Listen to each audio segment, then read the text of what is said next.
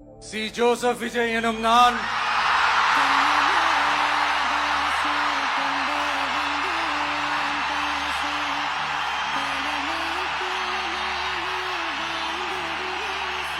சட்டப்படி அமைக்கப்பெற்ற இந்திய அரசியல் அமைப்பின்பால் உண்மையான நம்பிக்கையும் மாறா பற்றும் கொண்டிருப்பேன் என்றும் இந்திய நாட்டின் ஒப்பில்லாத முழு முதல் ஆட்சியையும் ஒருமையையும் நிலை நிறுத்துவேன் என்றும் தமிழ்நாட்டு அரசின் முதலமைச்சராக உண்மையாகவும் உளச்சான்றின்படியும் என் கடமைகளை நிறைவேற்றுவேன் என்றும் அரசியல் அமைப்பிற்கும் சட்டத்திற்கும் இணங்க அச்சமும் ஒருதலை சார்பும் இன்றி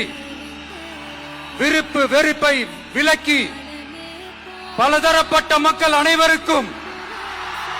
நேர்மையானதை செய்வேன் என்றும் ஆண்டவன் மீது ஆணையிட்டு உறுதிமொழிகிறேன்.